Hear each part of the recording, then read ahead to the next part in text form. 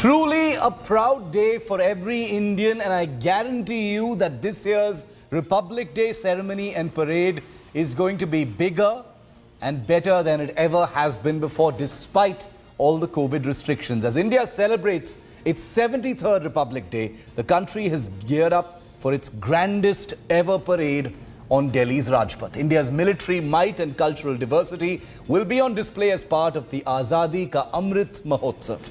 The ceremony begins, like I said, at 10:30 this morning instead of an earlier time of 10 a.m. This is to provide better visibility for the parade and the Flypast. It's a very, very cold winter here as we bring you this broadcast from Delhi.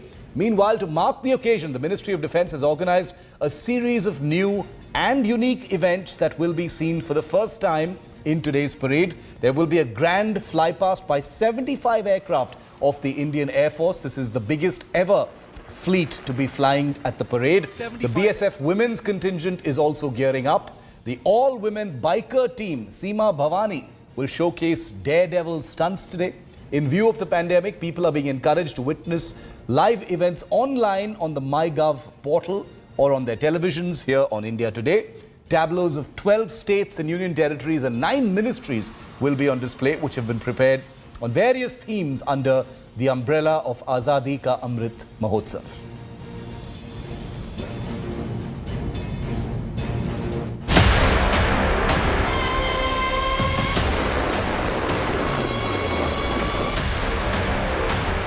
As India enters the 75th year of independence, the nation celebrates Azadi Ka Amrit Mahotsav in style.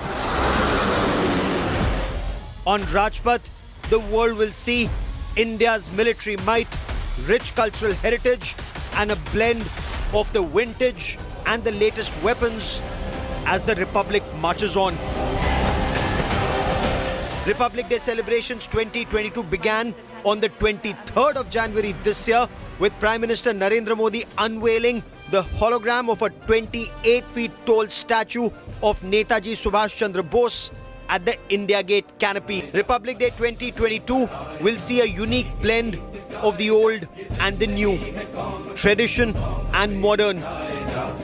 For example, the Centurion tanks, like the one that 2nd Lieutenant Arun Khetrapal commanded in the Battle of Basantar, will find the pride of place on Rajpath on 26 January. The vintage PD-76 tank that played a crucial role in India's victory over Pakistan will also be on Rajpath, along with the main battle tank Arjun Mark I, making the big point about Atmanirbhar Bharat in defense manufacturing. This year, there is tremendous enthusiasm to know about the new uniform of the Indian Army. New disruptive pattern uniform is 70-30 combination of cotton and polyester. It is lightweight, comfortable and dries easily, and is said to be suitable for different and diverse weather conditions in India, according to the Army. The elite parachute regiment will be on Rajpath wearing the new uniform. The 6 Army marching contingents will each showcase weapons and uniform over past decades. For example, the Rajput Regiment contingent will march past the saluting dais wearing the Indian Army uniform of the 1950s with the vintage 303 rifles. The Assam Regiment, again with the 303 rifles slung on their shoulders, will march past wearing the uniform of the 1960s. They will be followed by troops of the Jammu and Kashmir Light Infantry with uniforms worn in the 1970s, of course now with the SLRs or self-loading rifles.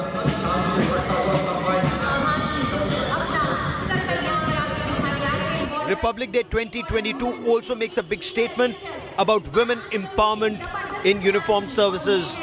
Seema Bhavani's women dispatch riders of the Border Security Force will roar down Rajpath on their motorcycles, inspiring a new generation of young girls. No challenge is too tough for our Seema Bhavanis.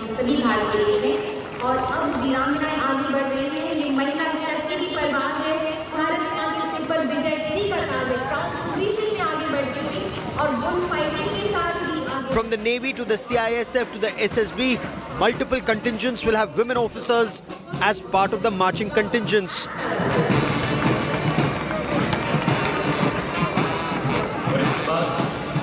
The women motorcycle riders will be followed by 146 Himveers of the Indo-Tibetan Border Police on 33 motorcycles in multiple formations.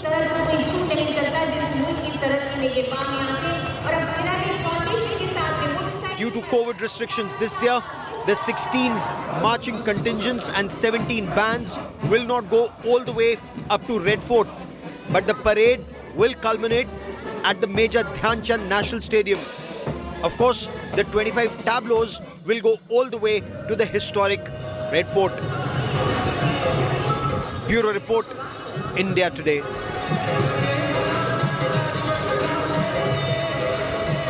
And in the 75th year of India's independence, 75 aircraft of the Indian Air Force, never been seen before in this manner, as also the Indian Navy, will be taking to the skies over Rajpath. If you're already at Rajpath, lucky you, but I promise here in India Today, you'll have the best view of that entire amazing Flypast. Indian Air Force is promising the grandest fleet display with Rafales, Su-30s, Jaguars, MiG-29s. You've got aircraft from the Indian Navy as well that will be part of this Flypast. Abhishek Bhalla has the story.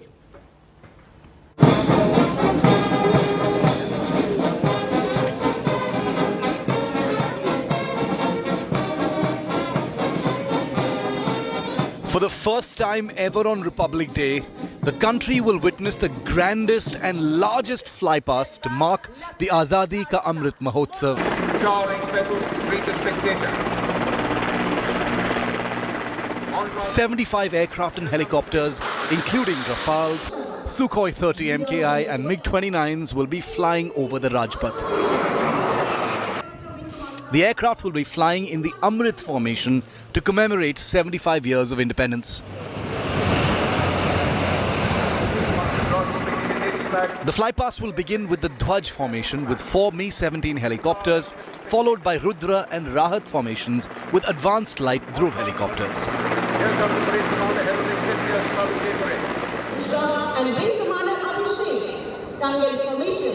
The Republic Day flypast will also witness a vintage Dakota and Dornier aircraft in the Tangail formation and Mi-17 and Chinook helicopters, signifying the very significant heli bridge over the Meghna that led to the fall of Dhaka back in 1971.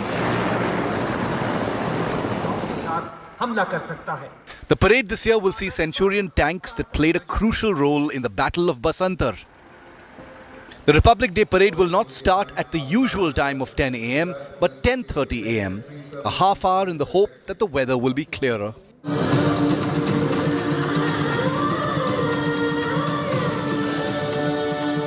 Republic Day will also see celebrations from January 23rd every year from now on instead of January 24th in order to include the birth anniversary of Subhash Chandra Bose. The Met Department has forecast partly cloudy skies with no likelihood of rainfall and shallow fog on Republic Day morning. COVID's shadow looms large over celebrations, however. Artists performing in cultural events on Republic Day are not allowed to meet anyone.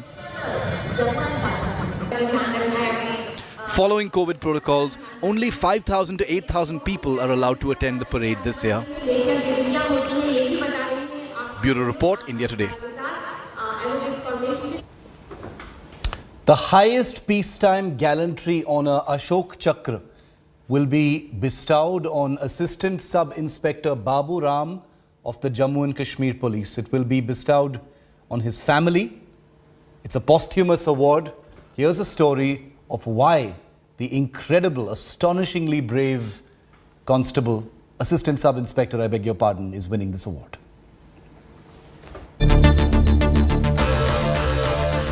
Growing up in Mendhar, in Poonch on the line of control, Babu Ram's only dream was to wear a uniform when he grew up. In 1999, that wish came true when he was recruited into the Jammu and Kashmir Police as a constable. 3 years later, he was good enough to be a part of the Special Operations Group in Srinagar. And that is where he turned into a hero. On 29th August 2020, 3 terrorists opened fire at a post of police and CRPF in Srinagar and holed up in a house in the locality nearby. Babu Ram was part of the team that was sent to ferry out the terrorists. His first task was to get the residents of the house evacuated, and that he did successfully. Next, he asked the terrorists to surrender. Instead, the terrorists opened fire at the police team. Babu Ram showed tremendous courage to shield his buddy constable and managed to kill all 3 terrorists even as he got shot. He died of bullet wounds shortly after. Firing चलती रही और हमारी जो lead team है SOG की उसके बहादुर जांबाज हुए जो हमारे एएसआई हैं बाबूराम जी, ये बहुत बहादुर हमारी एसओजी टीम के साथी थे जो बड़े लंबे अरसे से ऑपरेशंस में काम करते थे और हम अपने बहादुर जवान को श्रद्धांजलि पेश करते हैं तमाम फोर्सेस की तरफ से, जम्मू कश्मीर पुलिस की तरफ से। Chasing and eliminating terrorists was what Babu Ram was best at. He was part of 14 encounters in which 28 terrorists were gunned down. Raw courage at its finest.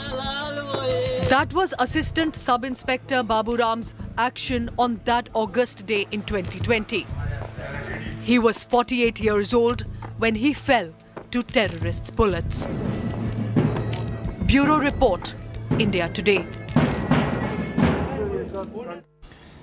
Incredible Assistant Sub-Inspector and an incredible family. I want to quickly introduce to our viewers this morning Lieutenant General Rakesh Sharma. He's a distinguished fellow with the Centre for Land Warfare Studies. He's also incidentally commanded the Ladakh Corps, which is much in the news these days. Air Marshal Nirdosh Tyagi is former Vice Chief of the Indian Air Force. Good morning, gentlemen. Thank you for being with me this morning on India's 73rd Republic Day. We're about to witness a wonderful parade. General Sharma, to you first. Many, many firsts. The huge number of moving parts that goes into the planning of a Republic Day, especially during a pandemic of this kind. But with everything that we've seen in the last few days, it looks like the full scale is being achieved once again, sir. Thank you, Shiv. Thank you for inviting us. Heartiest greetings on the Republic Day today to your viewers, to you and to everybody else. And what a fine morning. First time the sun come out on the Rajpath today in this year. Very true. And we have had very bad weather over quite some time. There are many firsts today in this parade. There have been many firsts in the course of last 5-6 years. Every year some firsts came in. If you recollect 2015, there was a first of Nari Shakti, when the entire number of contingents on the services came from women. So there have been changes, but this year is actually dramatic. There have been large number of changes, and it will be a very fine parade as it has been told to us today.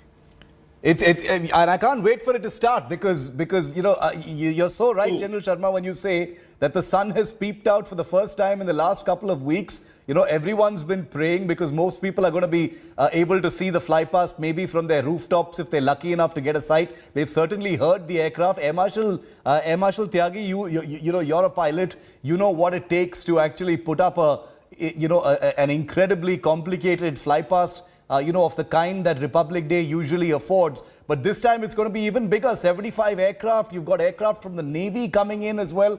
Just give us the inside scoop, Air Marshal Tyagi. How difficult is it for this kind of clockwork precision? And this year it's going to be even bigger than before.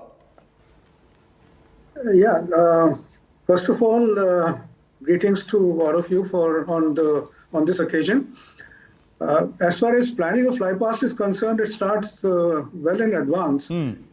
And coordination between so many aircraft with different flying speeds and different locations of launch is a mammoth task. A lot of details have to be gone into so that aircraft don't converge into each other. They are there at the right place at the right time, because the distance between formations have to be maintained very accurately, and you're flying over populated areas, so all the safety concerns are also there. So weather, safety, number of aircraft, flying speeds, all these variations, and three services, all three services are participating.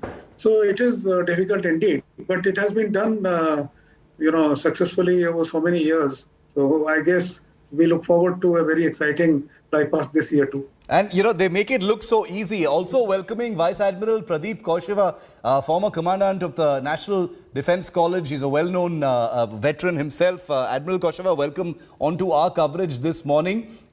We were just talking about how there are so many firsts, with every successive Republic Day. This time, it's not going to be a disappointment at all. So many different firsts. The Flypast is also going to feature, some Navy aircraft, which have never participated in the Republic Day Flypast, these particular aircraft. There have been some before, but, many firsts. What's your opening take on Republic Day amidst the pandemic? It's going to be even bigger than before, Admiral. Jai Hind, thank you very much for your opening words. Severe cold wave conditions in North India, the third wave of COVID-19 striking across the country and everywhere else, all pale in the warm glow of the nation's 73rd Republic Day. Well said. My hearty greetings to viewers of India Today TV and to all our countrymen here, as well as to the diaspora spread across the world. Indeed, you're right. There are so many firsts on this Republic Day. Of course, you have mentioned most of them at the parade itself. I want to bring out another first which is taking place just now somewhere else. All of us are inspired by tales of valor. The valiant Be citizens worth defending. Sub-zero temperatures, intolerable cold, and a hostile enemy. But our BSF Jawans, and you're going to meet them now, never let their guard down to keep the border security above everything. India Today travelled to the Gurez Valley, the stunning Gurez Valley, on the line of control in North Kashmir to celebrate Republic Day with the BSF. Ashraf Wani, my friend and colleague, brings you this exclusive. And today as the 20th.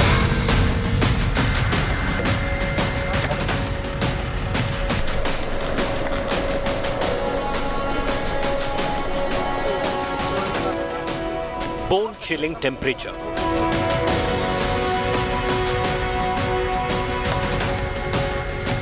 Knee-deep snow.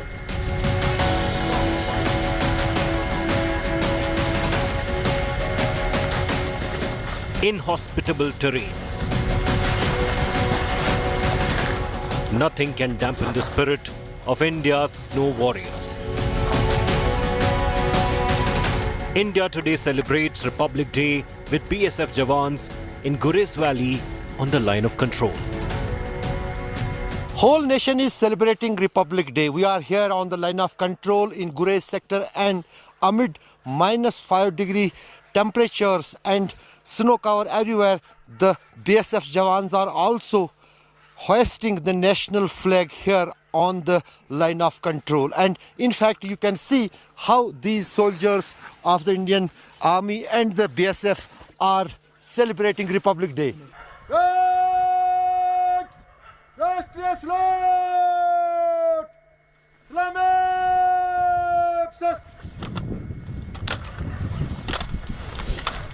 Bharat Mata ki Jai! Bharat Mata ki Jai! Bharat Mata ki Jai! एक अदम्य साहस, उत्साह और जोशीलेपन से हम सीमाओं के ऊपर, और आज जैसा कि आप देख रहे हैं कि माइनस टेम्परेचर है, बर्फ़बारी हो रही है, लेकिन हम उसी जोश के साथ, जिस जोश के साथ हमारा राष्ट्र गणतंत्र दिवस मना रहा है, हम ही उसी जोश के साथ गणतंत्र दिवस मना रहे हैं. Gurez Valley is located 2,700 meters above sea level. Guarding the boundary is like facing a double-edged sword. Jawans have to face sub-zero temperatures and keep Pakistan's nefarious designs at bay. This is the valley which remains cut off from the rest of country, and valley in fact for the days together, in fact for the months when heavy snowfall occurs here. not even a single second we sleep. We are ready to face any challenges from the counterpart. The Jawans of BSF have a high morale and motivation to protect our nation. The BSF says they are prepared to foil any infiltration bid by the enemies. 135 terrorists are waiting at different launching pads across the LOC, and they try to infiltrate in these slack months. We are more alert and we are doing very, very effective area domination, and as we have achieved successes in 2021. Sub-zero temperatures, intolerable cold, and a hostile enemy. None of it deters our brave soldiers from serving their motherland. With Ashrafani, Bureau Report, India Today. Subedar Neeraj Chopra needs no introduction. He's India's golden boy. He scripted history by winning India's first Olympic gold medal in athletics last year. Has been conferred with two of the biggest national awards today. The javelin throw champion expressed delight over the recognition and promised he'll continue working hard for the nation. So he's now Padma Shri Subedar Neeraj Chopra Param Vishisht Seva Medal. Take a look.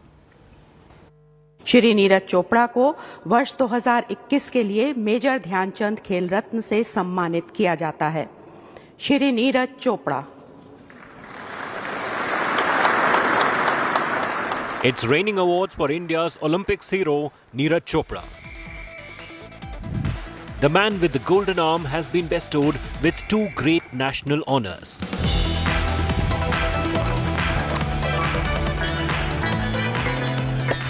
India's star javelin thrower has been conferred the Param Vishisht Seva Medal in this year's Republic Day honours. An award given to military men for their exceptional service. The Olympics gold medalist has also been awarded the Padma Shri, India's fourth highest civilian honour for his sporting achievements. A Subedar in the 4 Rajputana Rifles unit of the Indian Army, Neeraj won India their first ever track and field gold at the Tokyo Olympics last year.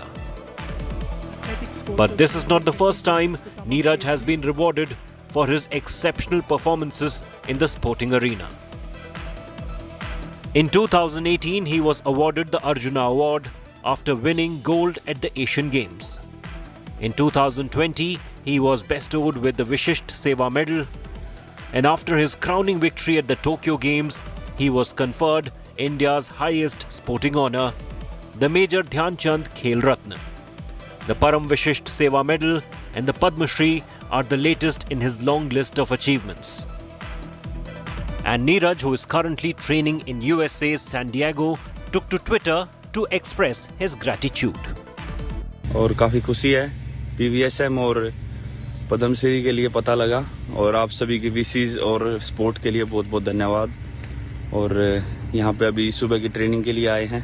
ऐसे ही मेहनत करते रहेंगे आगे भी, और कोशिश करेंगे अपने देश के लिए अच्छा प्रदर्शन करते रहें। All of India will be hoping Neeraj can continue winning the laurels both on the world stage and at home. While the Paris Olympics are still a couple of years away, Neeraj's next big tests lie at the Commonwealth and the Asian Games this year. Sports Bureau, India Today. Senior Congress leader Ghulam Nabi Azad featured in this year's list of Padma awardees.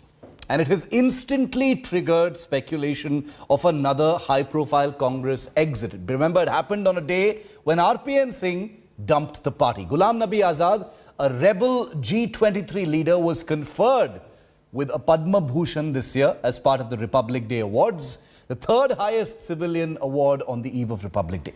The news was followed by rumours that he had removed traces of his affiliation with the Congress from his Twitter bio, but that was false. It was not true.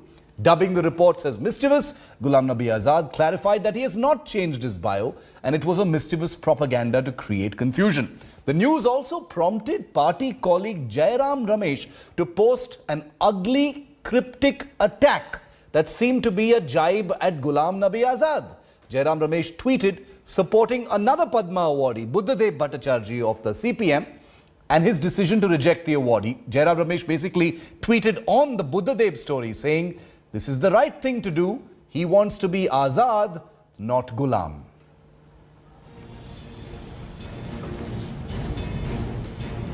So all of that has fanned speculation that Ghulam Nabi Azad, who is seen to be friendly with Prime Minister Modi, who actually shed some tears during his farewell from the Rajya Sabha, could be coming closer to the BJP, could be quitting the Congress after the assembly elections. All of this buzz over Ghulam Nabi Azad is happening right now.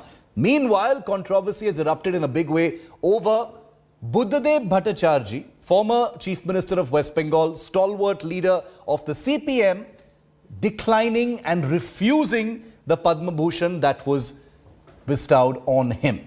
However, Bhattacharjee has declined this honour. In a statement, he said that he doesn't know anything about the award, no one told him anything about it, and added that if the centre has decided to offer him a Padma Bhushan to him, then he has refused to accept it.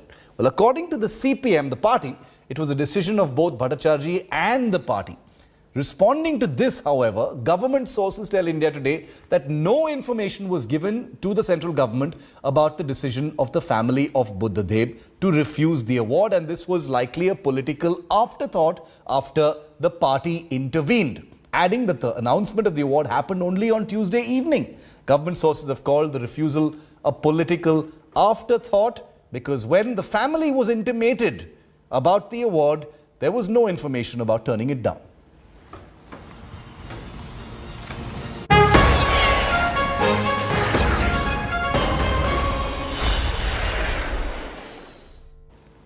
But the politics over Padma will not have any bearing on the splendor of the celebration that we're going to see take place in just a short while from now. As India celebrates its 73rd Republic Day today, the country has geared up for the grandest ever parade on Delhi's Rajpath. India's military might and cultural diversity will be displayed as part of the Azadi Ka Amrit Mahotsav. The ceremony begins at 10:30 this morning instead of the usual time of 10 a.m. This is to provide for better visibility, a little bit more sun, less possibility of rain and fog, especially because there is going to be the largest ever Flypast this year. To mark the occasion, the Ministry of Defence has organised a series of new and unique events. Like I said, 75 aircraft of the Indian Air Force will be part of the biggest ever contingent of aviators participating in any Republic Day in history. The Border Security Force Women's contingent will be gearing up. An all-women bikers team, the Seema Bhavani, will be showcasing daredevil stunts. In view of the pandemic, obviously, people are being encouraged to witness the events online at the MyGov portal. Cultural tableaus and floats of 12 states and union territories and 9 ministries will be on display, which have been prepared on various themes under the Azadi Ka Amrit Mahotsav umbrella. Let's go back to our guests now this morning. It's just about less than an hour to go for this year's Republic Day parade to begin. General Sharma, to you, the Republic Day, also affords the country an opportunity to look back on the year, to look back, given that military muscle is one of the core elements that we see on our Republic Day. What would you say, sir, are the highlights, from a security perspective for the country? It's been a busy year. We've seen many things happening. Let's never forget what's happening in Ladakh as well. What to you are the big highlights for us, sir? Okay, thank you. I think, the last 1 year, in fact, last 2 years have been most significant for us in the armed forces. We have turned a leaf, a major leaf, a kind of modernization that has been seen in the course of 2 years, especially brought about by the changes that has happened on a relationship with China, which came up across on the line of actual control across the borders. And this has an all-round effect on modernization and also, indigenization, the Atmanirbhar Bharat.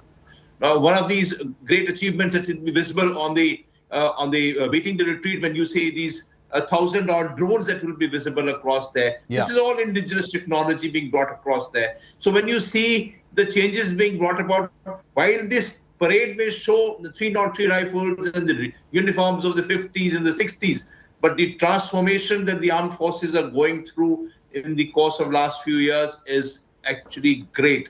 It's on all spheres. It's on modernity. It's on thinking of the futuristic warfare, how things would change in times to come. So there is a directional change that has happened in the course in the recent times. And I think we look forward to a more modern, more forward-looking, more agile and more responsive armed forces of the future. Very, very true. And I'm glad you mentioned Atmanirbhar Bharat as well as this huge momentum that has come. Marshal Tyagi, we've seen that over the last 2 years. The services have an ongoing and very, very reasonable, very legitimate concern about the pace of modernization. But we've seen things change quite dramatically in the last couple of years, principally because of the operational situation in Ladakh. We might see a lot of that manifested in the scale of the Republic Day parade this year. But would you say, sir, that in terms of national security, the big situation, the standoff in Ladakh is the big story security-wise for the country?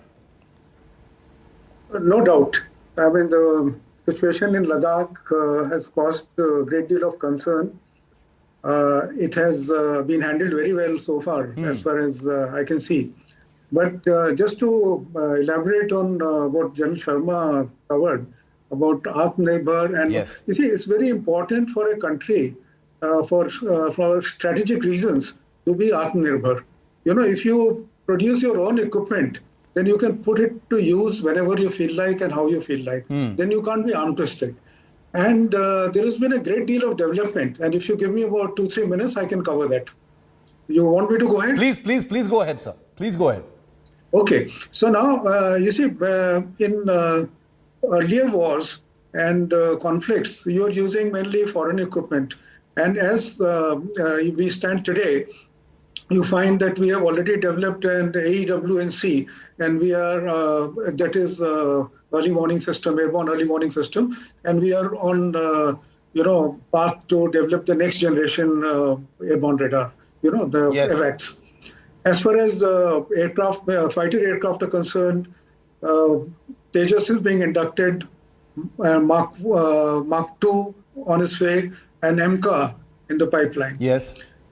Talking of radars, almost all ground-based radars, Ashlesha, those medium, those yes, control absolutely. CNR radars are all indigenous, and we are slowly, getting to fighter radars. Then you come to something very significant, which is about missiles. We had strategic missiles where we had full control over technology.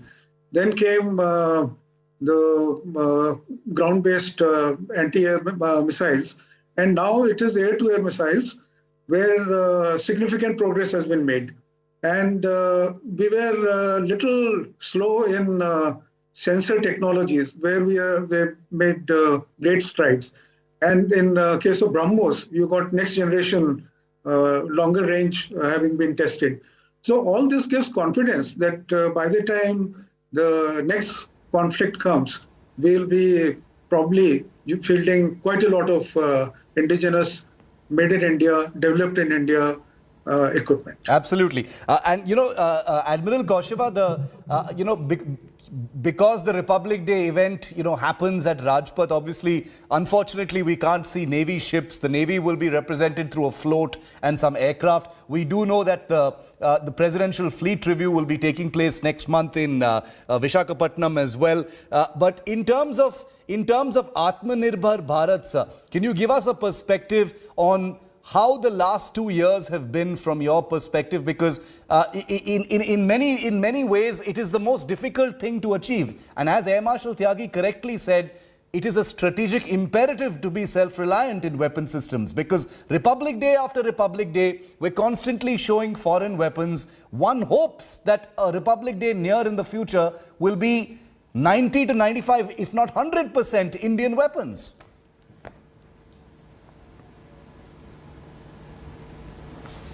Sir, could you unmute?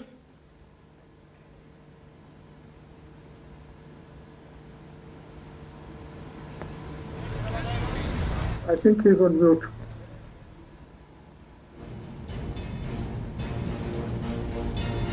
Admiral Kosheva, I think there's a problem with your audio. You're still muted. If you could just unmute yourself, sir. Okay, while we fix that, General Sharma, would you like to take that question, sir?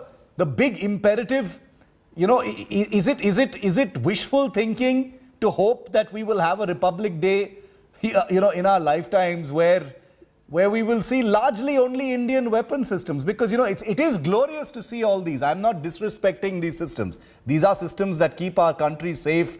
We have to live with them. They're supplied by our friends in other countries.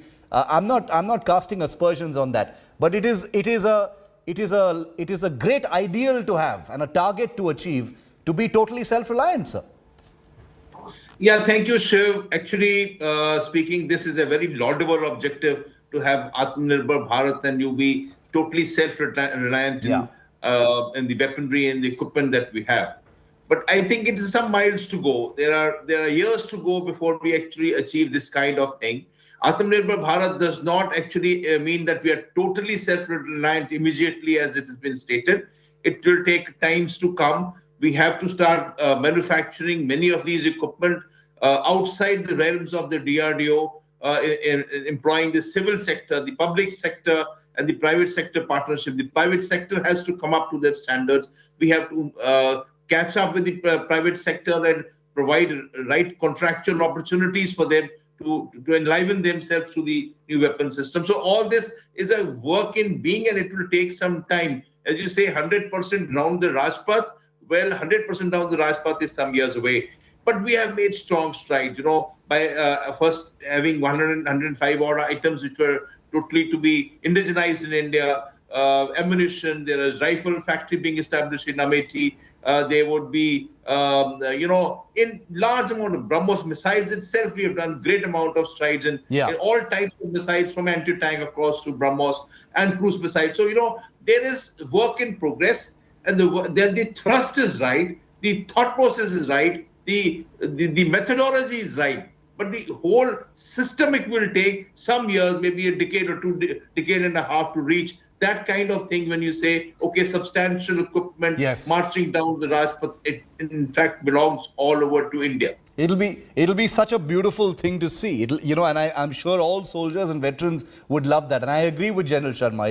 It's a tricky but laudable objective. There's still some distance to go before that can be achieved. But it's always good to aim very high, especially like Marshal Tyagi said, because this is not just about equipment. There are strategic imperatives. We shouldn't be dependent on other countries, especially as a rising power. Now, on the occasion of India's Republic Day, Jawans of the Indo-Tibetan Border Police celebrated the day at a height of 15,000 feet in minus 35 degrees temperature on the borders in Ladakh. The Indo-Tibetan Border Police were also seen celebrating Republic Day at 12,000 feet in sub-zero temperatures in the Kumaon region of Uttarakhand, serving the nation in the most difficult, inhospitable terrain. These personnel are examples of valor, commitment and patriotism every single day. Republic Day celebrations are being held across the country at this time.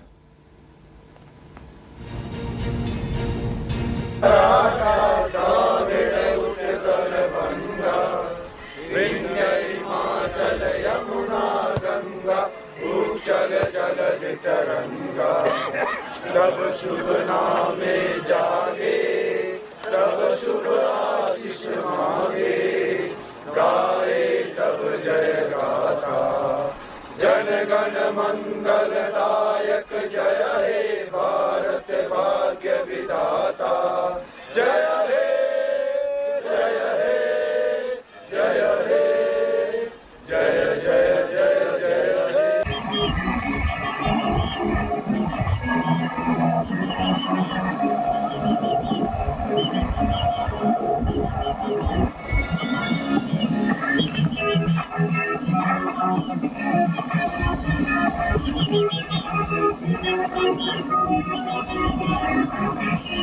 Bharat माता की जय, भारत माता की जय, माता की जय, भारत माता की जय।